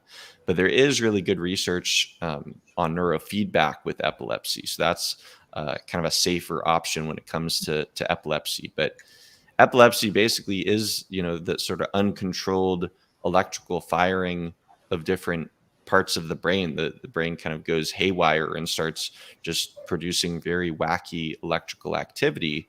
And with all these technologies, we're basically working to stabilize the electrical activity. So it can absolutely make a big impact on epilepsy. So that going along the same thing, is there like an exercise or something that someone with a dyslexic mind might be able to do? What about even hyperoxygen chambers? Have you heard of those even helping? Yeah, no, there's great research on hyperbarics. I'm a big fan of that. I've seen just there's a psychiatrist, Dr. Daniel Amen, who does these SPECT scans. Basically, it's another way of basically imaging the brain, measuring blood flow to the brain, and I've seen really significant results that he's published related to hyperbarics. So that's absolutely making a big impact on the brain. The other part of your question, remind me what you asked first. You got it. I'm going right back up to it. Where'd it go? Sorry, I was trying to make sure I didn't lose them all. Boom. Is exercises for like a dyslexic mind or a running mind, an ADHD person like myself. Yes. So what's going on there oftentimes, well, dyslexia is a bit different. Dyslexia is a bit more complicated in terms of how it shows up in the brain. But for, kind of an ADHD sort of brain, I can answer that a little bit easier in terms of oftentimes we're seeing a deficit in the slower brainwave activity, specifically in the frontal areas of the brain. So if you don't have enough of that beta wave, that fast brainwave production that really enables focus and motivation and attention to be able to happen, then people get, they're daydreaming, they're inattentive, sometimes hyperactive. So anything that stimulates those frontal lobes can be super helpful. So something as basic as exercise is going to stimulate the brain, specifically increase blood flow to the prefrontal cortex, which can be really helpful for an ADHD brain. What's really important, though, is, when we're able to actually do the QEEGs and actually measure specifically what's going on in each person's brain, we can see, sometimes like what I just said, that's kind of a classic pattern of ADHD. But sometimes we actually see the abnormalities more so showing up in the temporal lobes, which are sort of right above and behind the ears. So it's not always the same in terms of how a specific condition might show up in the brain. But based off what we're seeing with the brain maps, we're able to then see exactly, all right, this region of the brain is over or underproducing a specific brainwave, which, if we correlate that with the person's symptoms, say they're experiencing a lot of concentration issues, and we're also seeing very low activity in the frontal cortex, it's usually a pretty good indicator at that point. All right, this is what we've got on our hands. Now let's focus on ways to boost it. So I see this question, and I've had it on my list too. Have you tested brain activity with cannabis patients? Because they get into a little discussion after this about how using shock therapy in different ways that people have been doing things, but how cannabis has been shown to help calm the brain activities and all that. Have you guys done any studies with cannabis and neuro studies? Yeah, I haven't personally done any of these studies, but there is research with the technologies that I use looking at how cannabis impacts the brain. And basically what they're seeing is this general increase in those alpha brain waves, which we talked a little about, alpha being what's also going on when you kind of are closing your eyes and sinking into more of that meditative relaxed state. So that's, in part, how it produces that sort of, euphoric calm effect in the brain is by, when you do anything to increase alpha waves, whether that be meditate or, smoke cannabis, it's going to increase those alpha brain waves, and it generally feels pretty good. So one of the other things that we see, though, is that we actually see that increased alpha activity specifically in the frontal areas of the brain up to 3 days after someone last used cannabis. So it's a super interesting finding. So even when you're not high, your brain can still we can still see electrical changes for up to 3 days.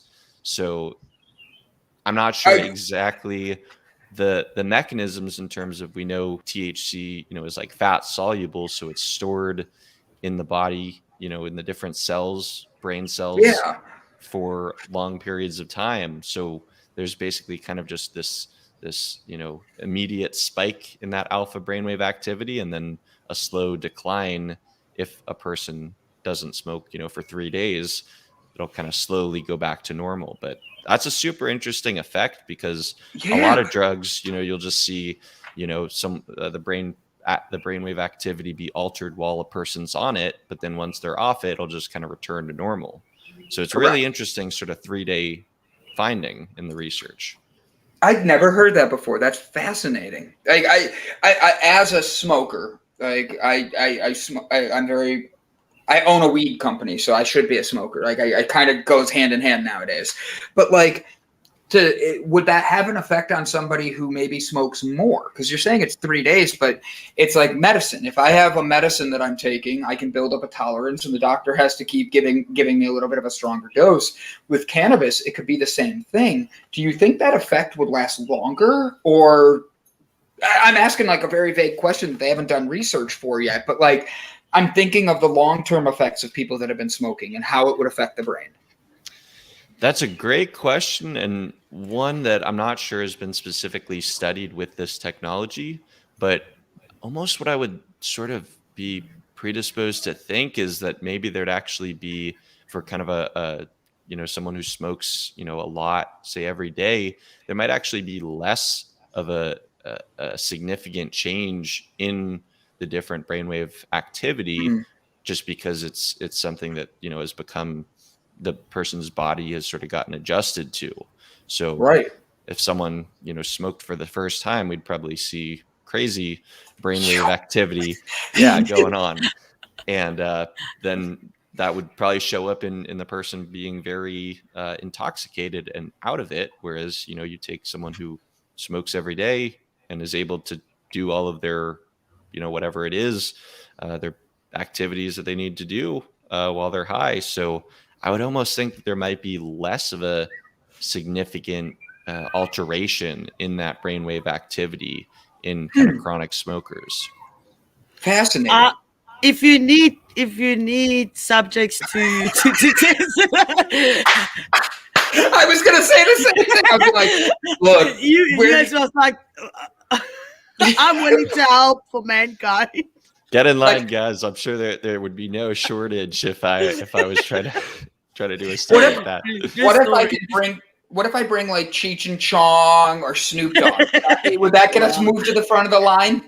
Of course. Of course. I got to make some calls. Work on that. I just think about, like, I think of like Snoop Dogg's brain. Like, he's known for being someone who's eccentric, who's a business mindset and breaks out of things, but he's also a huge smoker. He's smoked on stages and stuff like that. I'd be curious to see how, I'd be intrigued to see if a different strain of marijuana does different things to the brain. And he would be like my perfect example of who I'd want to have that tested on, just to see how the brain goes, That's such an interesting idea that you brought up. And there was actually a startup company I was super excited about like a few years back. I believe it was called like Brain Biotic. And they basically were addressing that exact question of, do different cannabis strains result in different electrical effects in the brain? I'm not sure if, I think the company just kind of went out of business. It was a startup, so I think it just didn't go anywhere.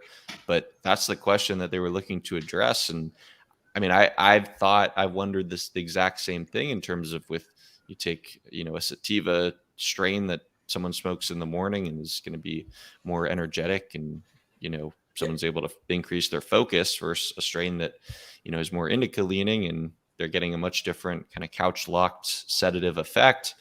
I would absolutely think that, no question, it's got to show up differently in the electrical activity of the brain, but I don't think have been, good research or any companies that have stood the test of time to address that question. So, Toby, what do we need to do to help you study this? Like, it sounds like this could be a very big thing for where are you, by the way? Like, I played on your website and didn't even remember to look where you're located. Right now I'm in Eugene, Oregon, which, I mean, related to our cannabis discussion, we're kind of right in the heart of that. So yeah. So I've been. Is it Go legal? ahead. So is it legal there where you are? It is. Yeah. There's Okay. a dispensary a mile away from me. Oh wow, it's legal in South Africa as well. And there where you are, Brandon? No, It's legal. I'm in. Not. I'm in Ohio. We are medically legal, and Ohio is completely backwards on how they're doing this, and they're getting made fun of a lot because while we do have a medical side, and that's what they're wanting, they're saying Ohio's medical grown marijuana is actually better than other states, and that's why they sell it for a higher price with less quantity. Yet they have no proof of any of that. So people in Ohio are just like, all right, I'll drive to Michigan. I'll drive to New York, which are not that far. I'll drive to Kentucky, which legalized it. And that they're losing money on that because there's a lot that could be done there with studies. And we have one of the biggest hospital systems in the world here in Cleveland. And we should be pushing it to finding out the benefits of it, not just turning it. And that's kind of why I did what I did is I wanted a company that wants to break these stereotypes, but by helping people. And the cannabis plant is a perfect way of doing this. And not just do you feel that a lot more people are using cannabis instead of pharmaceuticals? Toby.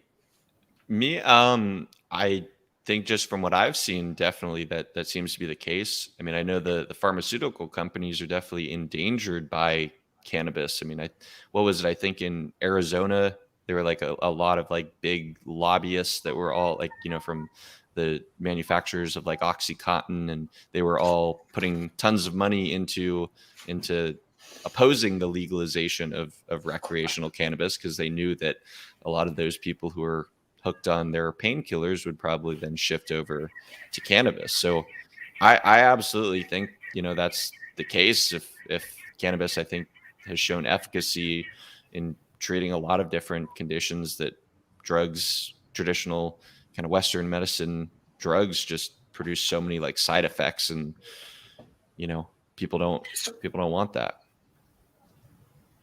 Go ahead, Elsa, because my next one's going to be a big one. No, go. So I actually want to know, with the studies going on, you have the pharmaceutical studies where you have people with kids with ADHD, dyslexia, all these different things that we put pills on. How could we actually, like your intro, your bio, it talks about that. It even says that your, I want to make sure I get the right words and I'm looking for it really quick. Non-invasive and free of many side effects caused by pharmaceutical treatments. If kids are being put on medicines that are such a heavy dose for something that later on we don't know what it's going to do to their brain, whether we're using cannabis or anything, how do you notice with the neuro studies the change in a kid's mind from being on pharmaceuticals to maybe a more meditative, natural type of thing? Have you guys have you noticed anything like on those sides? Well, actually, a lot of the literature on neurofeedback, how neurofeedback really made its way into psychological practice, is in treating kids with ADHD. So, interestingly enough, they showed really powerful changes in the electrical activity of the brain, which resulted in decreases in all of these symptoms, on par with some of the traditional stimulant medications like Adderall and Ritalin. Now, those studies were not nearly as big and peer reviewed as the big pharmaceutical studies. Just simply, there isn't a giant company that is able to fund all of these studies on neurofeedback or neurostimulation. So that's why it might not be talked about. But absolutely, I think for a child with ADHD specifically, neurofeedback might even be the best kind of first line approach for that. Have you ever, this is weird, but like with kids, are you able to do the neuro studies on them and have a kid that, like, I'm the epitome of it, I'm ADHD. So like I go in as a kid and get tested. I'd be curious to see the results of somebody that's ADHD before and after, and doing like 3 months of medicine, 3 months of meditation, like vice versa, and see how the brain waves change. Have you guys ever noticed anything like that or done anything? I know that's a random question, but it's me trying to think of like outside the box things that really work with people to build the betterment of humanity as a whole. And that's what you're doing. So that's why I try to connect those. No, I love the question. I specifically have not worked actually with many kids, but I don't see, I mean, what your approach there makes perfect sense to me in the sense, measure the brain, measure the electrical activity of a person's brain, see what's going on, and then implement some treatment, whether that be, a stimulant medication or meditation or neurofeedback, whatever it is, and then reassess. That's exactly how we do it, how my company operates is, we do the initial brain map and then put someone on a course of whether that be neurofeedback or neurostimulation or other technologies, and then remap the brain and see, okay, did this produce the electrical changes that we were shooting for? And if it did, great. And if it didn't, okay, is there a different treatment that might be better suited for that? So Brandon, I think your line of thinking makes perfect sense to me. Good. I'm glad I'm not crazy. That means today. Whew. What does your techniques help for? Can you maybe give us some examples of what your techniques helps for? Like what kind of symptoms or not symptoms, illnesses, the list of illnesses that people can come to you for help with?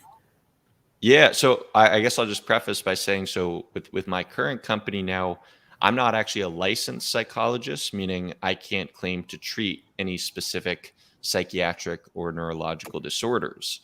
I previously worked at, a substance abuse and rehabilitation facility where we were treating PTSD, people coming off various substances, alcoholism, mental health disorders, bipolar, schizophrenia, a lot of different mental health conditions where we're seeing really great improvements with neurotherapy. With my current company, though, with Roscoe's Wetsuit Neuro, it's specifically targeted for peak performance and wellness. So as I was saying, like before, where it's like these technologies have such a wide array of different potential applications, the direction I chose to sort of take my company is to focus on that peak performance or wellness market. The same people who are going to high-end yoga studios and going to cryotherapy and buying organic, foods, people who already care about the health of their bodies. I feel like, brain health is really kind of like the next frontier. I mean, maybe I'm just biased, but I mean, no, definitely. We talk about it here all the time, like how mental health is an essential thing. One of the analogies we use is when you're going to wash a car, you don't start at the rims, you start at the top. And we need to start at the top, get this right, so this gets right, so this gets right, so that gets right, and you get aligned. But we don't. We usually start with diet, exercise, and work our way through. What is the wetsuit part? I hate to ask that in such a corny I also way. wanted to know. No. But like I'm reading this and I'm trying to understand, and I'm picturing me getting in a wetsuit and then getting this thing put on my head, and I have to get dunked underwater. So please explain better, so I'm not picturing this so weird in my head. No, Brandon, that's exactly what we take all of our clients through. You got it spot on. I'm headed to Oregon, Toby. Don't tell me this. I'm on my way, bud. Bring back flippers. No, funny enough, the Roscoe's wetsuit has absolutely nothing to do with the brain, and it has nothing to do with surfing either. Well, then it's just completely in left field with the name. I'm lost now. It is. So when I started my podcast, I decided to call it Roscoe's Wetsuit because there was a screenplay. I don't know if you guys are familiar with Childish Gambino or Donald Glover. Yeah, absolutely. Okay. So he, with his album Because the Internet, there was a screenplay that went along with it. I love this screenplay, and there was just this. There's this reference to like where the kid in the screenplay would come across the words Roscoe's Wetsuit, sort of like just randomly placed in different, like it'd be graffitied under a bridge, or like towards the end of the screenplay, he like finds a kid who like in a cafe who's like scribbling the words Roscoe's wetsuit on a napkin. And he's like so curious, like, you know, what the hell does this mean? So he confronts the kids, like, what is Roscoe's wetsuit? And the kid just replies, I don't know. I just saw it on the internet. So Roscoe's wetsuit doesn't mean anything, yet it means everything in a sense, in terms of it like being a metaphor just for like the way people kind of follow trends and this making a bit of a mockery of today's kind of digital age. I think that's I love hilarious, right? Like I didn't expect that at all. Well, but see, go ahead. I like part of the idea there was like, you know, this exact thing taking place where it's like a great icebreaker, right? Because everyone's curious, what is Roscoe's wetsuit? So I was like, when I think of the name, I was like, everyone is going to be wondering about this. Because there was only like a couple people I've had on my podcast. No, there was one person who was like, I know the reference. I was like, no way. Oh, so they watched. No one gets it. Yeah, hardly anyone knows the reference. So it's a Right? great icebreaker. That is a good one, because we were asking each other that, like, what do you think the wetsuit means before the show? So like it was fun. Brett Gordon has a good question here. Excuse me. How much do stress and emotions affect the brain, neurophysiology and brain chemistry? Yeah, they have a huge role in the brain's neurochemistry, neurophysiology. Stress often shows up as overactivities in the faster brainwaves, particularly what we're talking about with overactivities in those beta brainwaves, particularly down kind of the midline of the brain. There's a structure called the cingulate, and oftentimes the cingulate becomes very hyperactive, spitting out way too much of these high beta brainwaves in cases of, you know, chronic stress, you know, OCD, PTSD, cases in which kind of the nervous system becomes overactivated, over-aroused. Someone just can't stop thinking. So we can absolutely see that show up. And a lot of the different sort of neurotechnologies that I work with, I mean, that's kind of their focus really. Oftentimes, it could be different with, say, someone who more struggles with like focus or, you know, inattention. We might do something more stimulating. But for a lot of people, the approach is going to be to increase some of those slower brain waves, which is going to really help with relaxation, alleviating a lot of, you know, symptoms of the kind of chronic stress that we're all, you know, it's been very well documented that it's just like in today's modern society, we're all plagued with so much kind of chronic stress where our nervous systems are always being activated by something, and that's creating a lot of issues. You know, it was helpful back when the saber-toothed tiger was chasing us and we actually needed to be super alert and be able to run away if there was something that was going to kill us. But, you know, how many of us now are actually living in that sort of world today?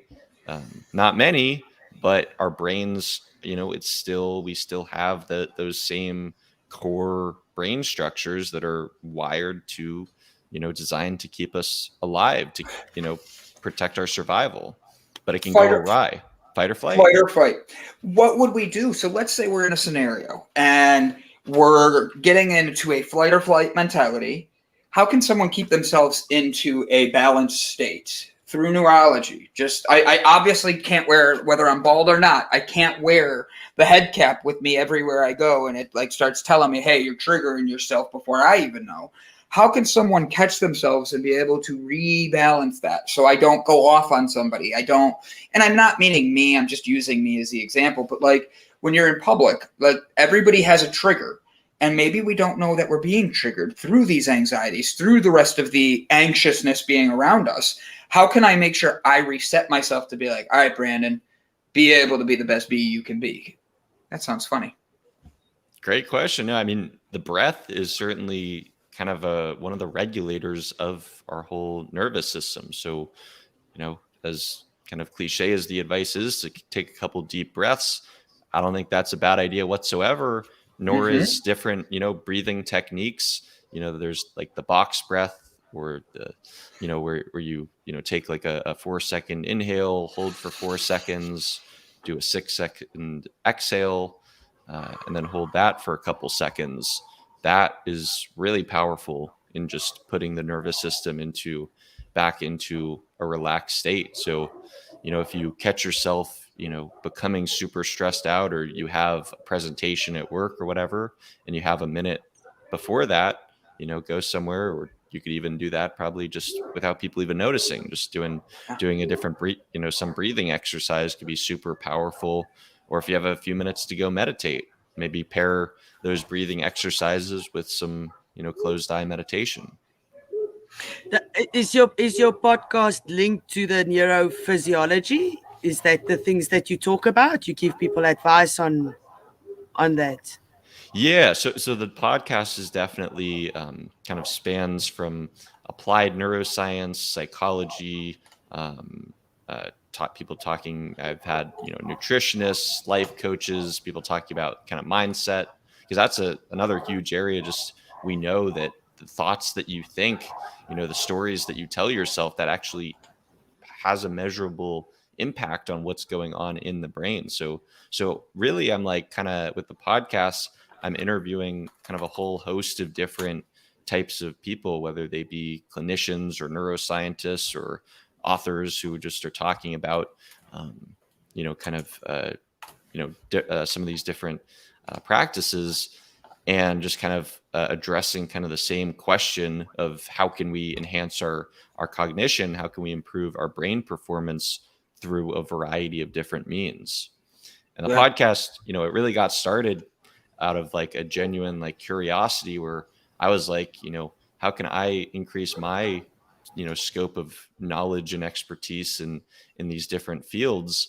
And I was like, the podcast like enables me to talk to people who I'd otherwise have absolutely no business talking to. If I called up if I read a neuroscience paper and maybe it was published by some researcher at Stanford, if I called the guy up and said, hey, I'm Joe Schmo and I want to talk to you about this, like maybe they'd say, all right, I'll tell you a little more. But I thought doing the podcast, it's like, here, come on my show, come on my podcast to talk about this. So it kind of gave me an excuse to be able to talk to all these people who otherwise I'd probably not really have a chance to talk to.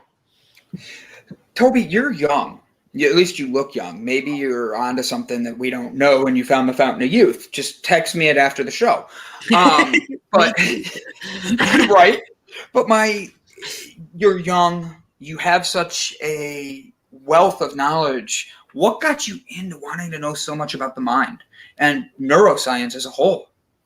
I was always just that curious kid who always was asking why. I always was thinking about thinking, that term like metacognition, where you're thinking about one's own thinking, and just also thinking about why are other people behaving in the ways that they do? Why just questioning everything really from a young age, which I think drew me into kind of reading kind of pop psychology and pop neuroscience books in high school. And then I took a biopsychology class in college that I was like absolutely fascinated by. I thought it was so cool to actually that we could assess, what like just the creation of everything that, our thoughts, beliefs, behaviors, how this can all be sort of traced back to these electrical and chemical events that are occurring in the brain that just create everything, our conscious realities. Amazing. I want to ask like an off the wall question again. I'm phenomenal at these. This is my gift, apparently. Miss Jane actually made the comment, and I'm going to twist what she's saying here a little bit. Can I have everyone do me a favor? I need you to send me healing energies. I'm in a pain attack. And I think like my question goes along the lines of, with a lot of people combined, it's like with two or more gathered, we're there, like stuff like that. With that being that way, we have a group of people right now watching. We have people that are going to listen later. If I read that out loud and all those people start pushing mindset towards a positive thing, wouldn't that be something that's like really, it shows the universal, it shows the connectivity and all that, and is a way to help people without ever actually being there. It's not like, hey, I'll pray for you. It's like, hey, I'm actually thinking of you, and you're putting them in your mind, and you're connecting with the universe to them. Do you see that being a very good thing? And have you ever seen any studies done that show, hell, if I can convince people that everybody in Cleveland, Ohio believes the Browns are going to win the Super Bowl, we might actually get somewhere. But like, if we're all saying negative things about our teams and ourselves and the pain that we're in, how do can we twist that, and with that being there, help one another? You got to read The Biology of Belief by Dr. Bruce Lipton. It's an incredible book that addresses these exact sort of questions. And he did conduct like legitimate research with different things showing that like people thinking about trying to like influence the growth of, say, plants, where they were kind of sending positive intentions, positive, energies towards that plant, like where they measured that the plant actually grew more than people who didn't send that same energy. And there were similar studies, I believe, done with participants in separate rooms who actually, like, the emotional state of one participant, actually like showed up, like the other person was influenced by that state. If you're just like sort of thinking, I think it was something to do with like, if you're just sort of thinking those thoughts about the other person, it was almost like there was this sort of field of energy in which that kind of changed the other person's thinking as well. So I would have really never like, kind of believed that there was any truth to this sort of thing before I read that book. But yeah, The Biology of Belief is an incredible book where, a scientist, a hardcore like scientist, is addressing these kind of like what might be sort of thought of as sort of these airy-fairy, mystical sort of questions, but like actually distilling it down into legitimate science. Yes. That's exactly what I was thinking. I'm sorry. Go ahead, Elsa. I'll shut up. No, you had a question, Anna, about does the health insurance cover what he does? Thank you. And I want to know, so I'm just scared that we forget to ask. No, that's a great question. And yeah, health insurance does cover some like traditional, like neurofeedback is a covered approved treatment for a lot of different psychiatric and neurological conditions. With my company specifically, since we're not treating any condition, as I was saying before, because I'm not a licensed psychologist, so I'm not at all in any way going through insurance simply because I don't have the licensure to claim that I'm treating a specific disorder. So for that reason, no, I do not take insurance. But if someone did have, a diagnosed psychiatric or neurological disorder and say they wanted to go and try neurofeedback, it is very likely that their insurance companies would reimburse them for that. Wow. So if I wanted to do a like long distance learning and like have you do this, like, could we do this? And I know right this second it wouldn't work, but could we do a long distance session and you're able to like do your magic on me? That sounds so corny the way I said it. I apologize. No, I get what you're saying, Brandon. I get the gist. No, it's a great question. And that's something there's increased sort of like, I think this field is going to continue increasing, specifically, I think it really started with COVID, where a lot of, people didn't feel comfortable going into, a doctor's office, a psychologist's office to do some of these treatments. So I actually was briefly working for a company in California that actually did virtual neurofeedback sessions. So I was actually sitting in the comfort, I would be sitting on my couch and actually controlling on my computer, do like where I'm able to sort of control their screen, and I'm adjusting the different neurofeedback parameters and actually guiding their training session. Whereas, they were basically taught how to put the different electrodes on, where, how to properly put them on. And, yeah, they had that at their home, and then I'm just able to run the session from the comfort of my home. So I didn't actually know that was possible before I started working for this company. So I could be here in the house I'm in with the rain and everything driving me nuts today with the Wi-Fi. You would send me a cap with all the like on it, and I'd be able to do a session with you. That's pretty stinking cool. That's really stinking cool. With COVID going on, though, how can we, because you're not going to be able to send out 100 million caps all around the world to everybody that really wants to be able to get the help.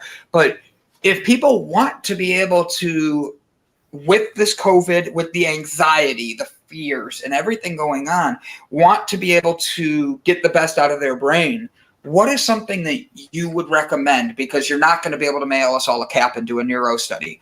How can we make sure we're keeping ourselves best?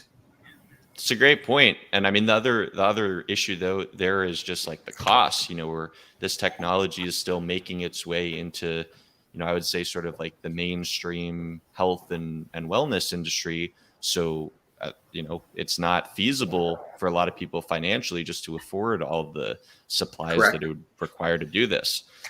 But there are, several, a lot of different kind of consumer neuroscience devices that exist out there, some of which, I think don't really have much good research to back up, whereas other ones do. So for instance, one that I'm a really big fan of that I actually implement in my work is a device called the David Delight.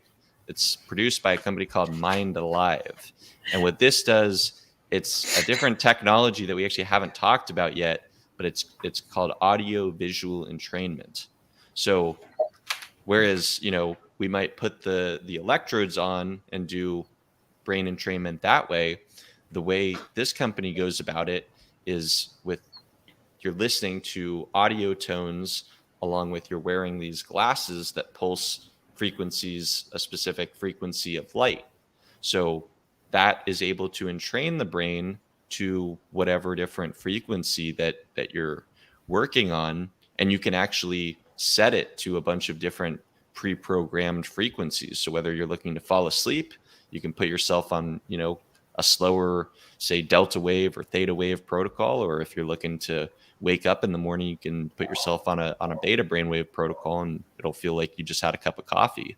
So that's a device that that's awesome. I believe it costs somewhere in the neighborhood of like $500, $550, which to some people is still a significant investment. But if you're able to use this sort of thing, on a daily basis as much as you want, hell, it's cheaper than a lot of, pharmaceutical options. They're a lot cheaper than a lot of stuff. Correct. So we're coming to that time of the show where we get ready to say our goodbyes and say positive things. But I want to bring one thing back in really quick. It's only 30 seconds long. And it is your video here that you guys have about the wetsuit. Can you guys hear it?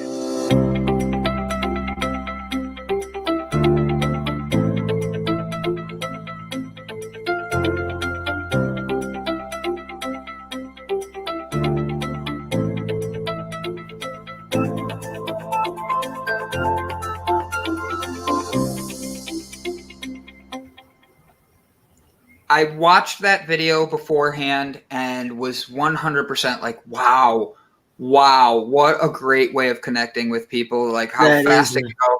I'm actually adding that into the bio after the show so everybody can click your YouTube, hit subscribe, and follow that. So we're coming to the end of our show, and the way we end every episode is we speak positivity, whether that is you want to read your favorite quote, you want to give your favorite line from like a Die Hard movie. You also had one F word if you wanted to use it. You get to use an F word, and we usually like tell people that at the beginning, but we were both so fast we forgot. And, yeah, we used ours right away this morning. We kind of used yours as well. No, we didn't. He still has his. Brett's. I used Brett's. Like Brett didn't get one today, but you'll see how we do this. I'll go first. Ilsa will go second, and then you're able to end our show with a positive speaking to everybody, whatever is on your heart. So you could tell us all how handsome you are to whatever you want. All right. I'll show you how it goes. Ilsa, you ready? You're second. Ladies and gentlemen, I want to thank you all for tuning in today. I want to thank you guys for being here, connecting with one another. I'm watching the comments as you share with one another, positivity and uplifting one another. And that is what the point of Delight Cafe is. It is to change the world by changing our narrative. So guys, my reason I'm grateful today and what I'm here for is you. I thank you guys, because watching those comments fed me with positive energy, positive thoughts, positive feelings, and watching you guys uplift one another. I love seeing our world be broken down to build one another up. So keep doing what you do and never, ever give up, because you are changing the world. When we started the show, we picked up that a lot of us, or a lot of the collective, has got anxiety and fear and are not feeling themselves. So I just want to send out love and light to everybody across the world, everybody listening. And then I just want to read you something quickly that says, there are only 2 days in the year that nothing can be done. One is called yesterday and the other is called tomorrow. Today is the right day to love, believe, do, and mostly live. Have a wonderful Wednesday. Love it. Very well said. One concept in neuroscience that I'm very grateful for and I think is very worth talking about is the idea or the concept of neuroplasticity, which is your brain's ability to change and rewire itself. So prior to a few decades ago, they used to think that as you got older, as you got into adulthood, that your brain just kind of stopped growing, that new cells no longer formed. And then as you drank or did drugs or just aged, that your brain cells just sort of died off. But what we now know with neuroplasticity is that your brain is actually able to constantly change, rewire itself, and improve itself throughout your whole lifespan. So for anyone today who's not happy with their life, not happy with the state of their brain, it does not have to be that way. With the latest kind of research going on with neuroscience, we can absolutely change the brain activity and completely, in effect, change a person's life.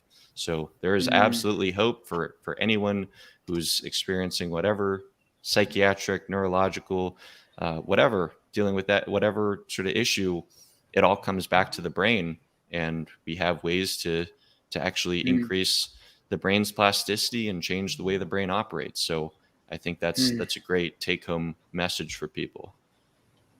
Toby, you are amazing. Like, I want to make sure I put this out there, guys. Go give his website a follow, a share, a subscribe. I'm going to put the YouTube video. If you didn't get to read it, please go back and click on it, because it is 30 seconds of just like quick energy that's going to be good for you. And I loved how it came out. So please, guys, do us a favor. Go do that. Toby, you are welcome back anytime, my man. Like, you blew our minds, literally. That's my corny dad joke of the day.